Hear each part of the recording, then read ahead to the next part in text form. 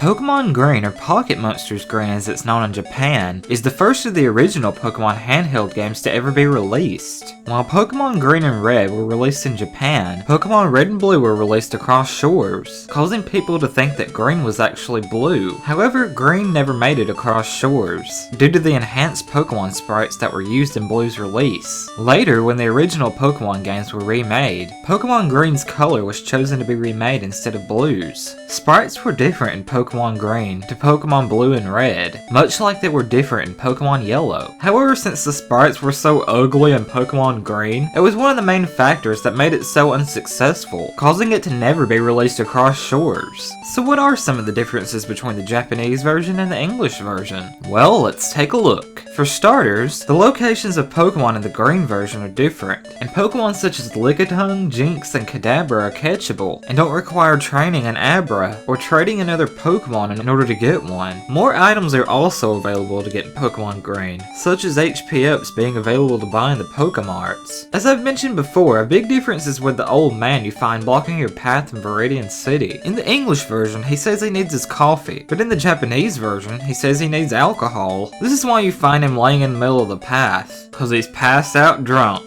I've also mentioned the original Lavender Town theme before, but this was just a rumor, so I'm not going to go over it again here. In the original Japanese games, the scientist on the 6th floor of Silph refers to a supposed branch of the company, in Ponaya Tunguska, likely a reference to the Tunguska River in Russia. In the English versions, he instead refers to the branch as being in the real-life city of Tixi, also in Russia. It's not certain why the branch's location was changed, although it's likely that it was done to avoid further controversy with what is known as the Tunguska event, which occurred in the Tunguska River in 1908. The Japanese name of the chief trainer class was found in Pokemon Green's code, implying that the player was originally meant to battle Silphco's president. So instead of saving the guy and getting the Master Ball from him, I guess we were originally supposed to battle him to get the Master Ball. Some of the names of the Pokemon attacks were also changed from the original Japanese names as well, including Thunderbolt, which in the Japanese version is known as 10-volt shock,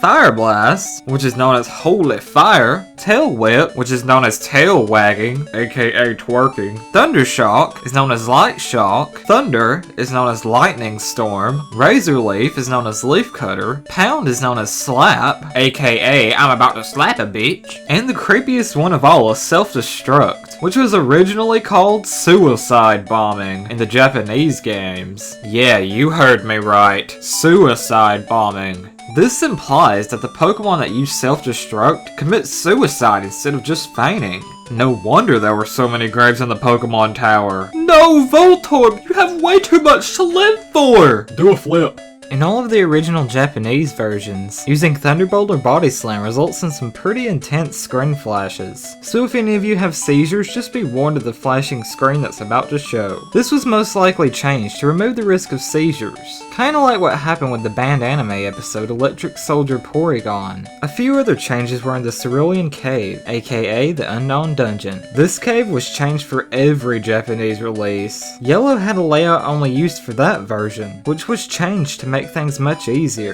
The Japanese cave layout was more like a maze, and you could easily get lost and end up at a dead end, meaning you'd have to keep searching for the correct ladder to continue your way through the cave. In Yellow, on the other hand, the path was made more linear and straightforward. The second floor is probably the most tricky to navigate. While the ladders stay in the same spots, the maze was changed in each different version of the game. All that was really changed on the bottom floor was the item placement, with each version leading to the same reward at the end, which of course was Mewtwo. There are also a few glitches that appear only in the Japanese version of the game. In the Japanese Red and Green, losing to Sabrina in Saffron Gym made the game think you won against her, so re-entering the gym triggered the post-battle text, granting you Psywave and the Marsh Badge, meaning that even though you lost to her, you still got the badge. Kinda like Ash in the anime. If your Pokemon roster and the currently active PC box are both full, the old man won't be able to catch the Weedle and will go into an infinite loop, effectively locking up the game. Of course, this was fixed in the English versions.